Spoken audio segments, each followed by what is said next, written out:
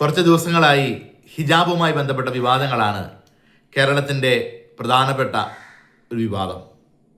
ഇപ്പോൾ ഈ ഹിജാബ് പ്രശ്നം വരുമ്പോൾ രണ്ട് ഹൈക്കോടതി വിധികൾ 2018-ലെയും 2022-ലെയും ഹൈക്കോടതി വിധികൾ, അതായത് എന്ത് വസ്ത്രം ധരിപ്പിക്കണം എന്ന രീതിയിൽ ഉള്ള സ്കൂളുകളുടെ അവകാശത്തിലേക്ക് കടന്നു കയറാനില്ല എന്ന രീതിയിലാണ് ഹൈക്കോടതിയുടെ 2018-ലെയും 2022-ലെയും വിധി വരിക. ഇന്നലെയാണെങ്കിലും സ്കൂളിനെതിരെയൊന്നും ഹൈക്കോടതി പ്രത്യേകിച്ച് കാര്യങ്ങളൊന്നും പറഞ്ഞിട്ടില്ല.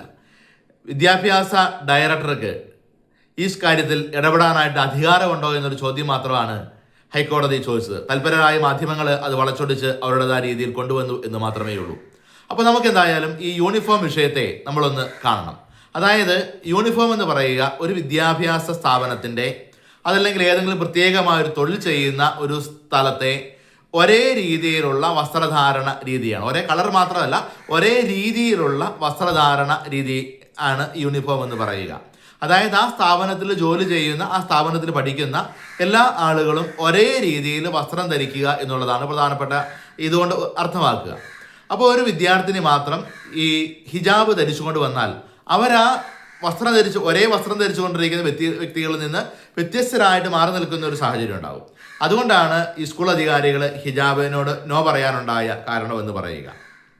അല്ലാതെ ഹിജാബ് ധരിക്കുന്നത് മോശമായതുകൊണ്ടോ ഹിജാബ് ധരിക്കുന്നത് ഒരു മതവിശ്വാസത്തിന്റെ ഭാഗമായതുകൊണ്ട് അതിനെ അംഗീകരിക്കാൻ കഴിയാത്തത് കൊണ്ടോ ഒന്നുമല്ല. ഒരു കൂട്ടായ്മയിൽ ഒരു കൂട്ടത്തിൽ നിന്ന് ഒരാൾ വ്യത്യസ്തമായ രീതിയിൽ വസ്ത്രം ധരിച്ചുകൊണ്ട് വരുന്നത് അത് അംഗീകരിക്കാൻ കഴിയില്ല, അത് നല്ലതല്ലാത്തത് കൊണ്ടാണ് അങ്ങനെ ഒരു കാഴ്ചപ്പാടിലേക്ക് അവരെത്തിയത്. ഇനി ഇത്തരം കാര്യങ്ങൾ അനുവദിച്ചു കൊടുത്തു കഴിഞ്ഞാൽ നാളെ കാവി തലപ്പാവ് ചുറ്റി ഒരു കുട്ടി ക്ലാസ്സിൽ വന്നിരുന്ന് ഇതെൻ്റെ വിശ്വാസത്തിന്റെ ഭാഗമാണെന്ന് പറഞ്ഞാൽ അതിന് അംഗീകരിക്കേണ്ടതായിട്ട് വരും. യൂണിഫോമിന്റെ അതേ നിറത്തിലുള്ള ചട്ടയും മുണ്ടുകൊടുത്ത് ഞാൻ ക്ലാസ്സിൽ വരും, ഇത് ഞങ്ങളുടെ പൗരാണികതയുടെ ഭാഗമാണ് എന്ന് ഒരു ക്രൈസ്തവ വിദ്യാർത്ഥിനി പറഞ്ഞാൽ അതും അംഗീകരിക്കേണ്ടതായിട്ട് വരും. കാരണം യുണീക്ക്നെസ് എന്ന് പറയുന്ന ആ ഒരു യൂണിഫോമിറ്റി അല്ലെങ്കിൽ ആ ഒരു വലിയ കൂട്ടായ്മ, ആ കൂട്ടായ്മയുടെ ഒരേ വസ്ത്രത്തിൽ നിന്ന് വ്യത്യസ്തതകൾ അനുവദിച്ചാൽ പല ആവശ്യക്കാർ പല സാഹചര്യങ്ങളിൽ വരാനുള്ള സാധ്യതകളുണ്ട്.